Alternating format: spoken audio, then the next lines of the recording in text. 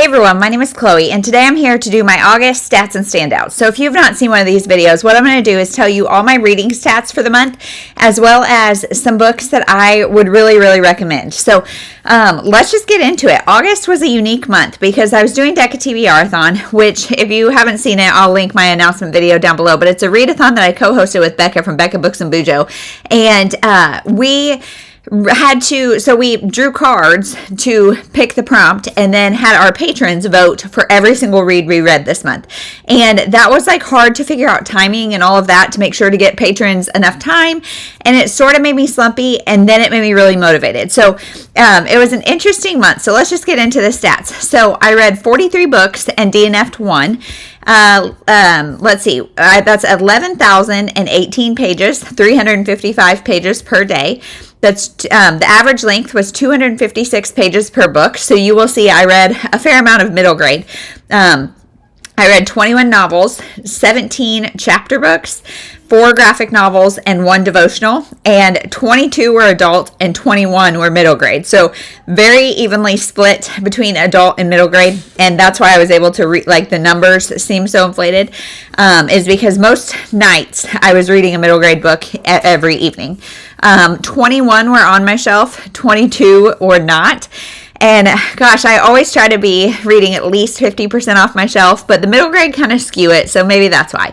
Then I got 20 of them from the library, 14 from Libby, 6 just directly off my shelf, 1 from Spotify, 1 from NetGalley, and 1 off my Kindle. And I'm thinking about making like a TBR jar or some sort of spinner or something to use my Kindle more, as well as my Libro FM backlog, and things like that. So tell me if that's something you'd be interested in. But I'm also really bothered by the clutter, not really as much on these like red shelves, but on my TBR shelf, I'm really bothered by it. So I'm kind of wanting to read the ones I own physically. So I don't know. Let me know what you think. So 26 were physical, 15 were on audio, and 2 were ebook. And that really surprises me.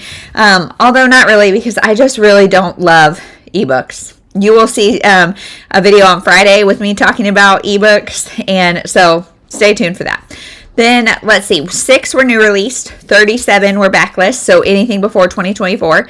And then as far as genre goes, I had 15 contemporary, 6 romance, 4 mystery thriller, 4 women's fiction, 4 nonfiction, 3 historical, 2 Christian fiction, 2 cozy mystery, 2 sci-fi fantasy, and 1 classic or retelling. So as always, a million different genres all over the board. Hopefully that's why you guys come here, is because you never know what you're going to get. So as far as star ratings go, I had 1 DNF, 3 2 stars, 3 2.5 stars, 8 3 stars, 12 3.5 stars, 14 4 stars, 2 4.5 stars, and 1 5 star. So 5 stars are either for me like middle grade that I really love, nonfiction that I really learned a lot about, or all-time favorite fiction. That's a 5 star for me. So they're very rare to find them. And so, yeah, this month the average was 3.48, and I feel like my average is always right around 3.5, which for me means like if it sounds interesting, pick it up. It's not the best thing I've ever read, but it was entertaining enough, and if it sounds interesting, pick it up. So that is the stats for the month. Now, let's talk about the standout books. So I have 5 middle grade series or books to talk about, and then 6 adult books. So I'll just go quickly through the middle grade in case you're not interested. But if you have kids, my kids are 6, 4, and 2. My 6-year-old is more like a 3rd, 4th grade reading level. And so I'm doing a lot of pre-reading for her, and we also read together. So the Anna Hibiscus series is a great series. It's a series about a little girl who lives in Africa.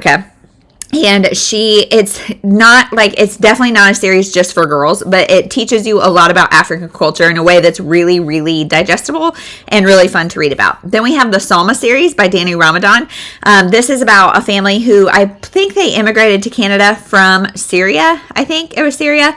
It's a trilogy right now. 3 books just about how to take their Syrian culture and assimilate kind of with Canadian culture, but also be true to themselves. And so I really love that series. Then we have Recipe for Adventure by Giada De Laurentiis. We've only read the first one, but it was so good. And it was about two siblings who are their families from Italy, and so they get transported back to Naples.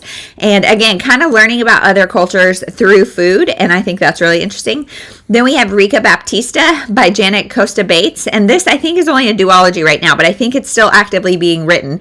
And this is about a little girl who is just trying to figure out life and friendship and all the things. I've actually only read the first one, but it was really good. There's also a faith element because she writes in her prayer journal, so there's that. And then Gooseberry Park by Cynthia Rylant, another one that we've only read the first one, but it was a really wholesome, fun series about a bunch of animals that either live or visit Gooseberry Park. So love it. Can't wait to read more. So now the adult standouts, these books that I liked more than anything else I read this month. So House of Glass by Sarah Pekkanen. This was a really interesting one about a 9-year-old girl who witnesses her nanny be pushed or something, fall out of a window, and the mother's response to that and the father's response to that, but it's told from the perspective of a lawyer that her job is to figure out what the best will for this child is. And so the child is selectively mute and can't talk, and so we're trying to figure out what happened to the nanny, what's going on in this family. It was really good.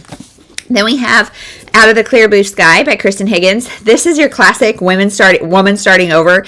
This woman, her husband says he's leaving her on the night that her only son her only child is going to college. So she's really lonely, and she kind of reconnects with her sister, an old friend, all the things. But I just loved her character. She's a midwife, and she's really funny.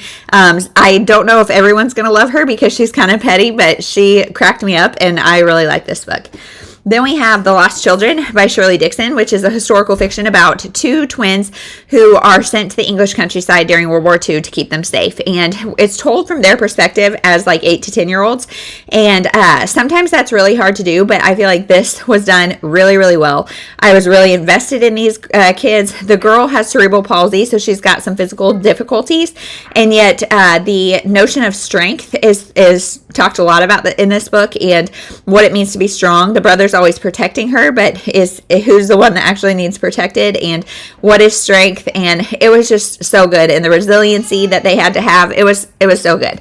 Then I've talked about this, Annie's People. It's by Beverly Lewis. It's a trilogy, an Amish trilogy that it was just like hit the spot. I don't know, it was like a 3.5-star series, but it's like an Amish soap opera, and I couldn't stop, and I read this entire trilogy this month, so I would say pick it up.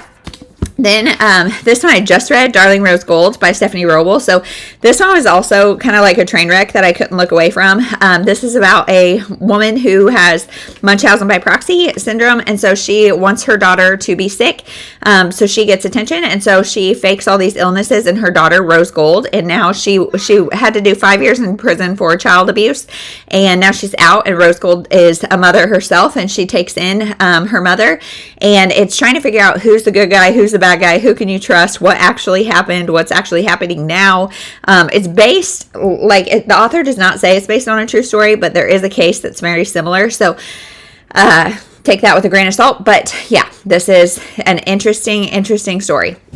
Then we have Middle of the Night by Riley Sager. So I've been hearing mixed reviews on this. I really enjoyed it. This is his first book that is told with a male main character, and it is about this guy who goes back to his hometown, and he hasn't been back in like 30 years because when he was a child, he and his best friend were camping in the backyard, and he woke up and the tent was slashed and his friend was gone. His friend has never been found. There's a little bit of a paranormal element in this, but I really liked it and really thought it was believable. And I like the end just had twist after twist and kept things coming. I thought it was really, really, really good, really entertaining. And then my 5-star read, I actually don't have anymore because somebody else was waiting for it. So it's Natural Hospital Birth by, Cynthia Gabriel, maybe. Yeah, I think that's right.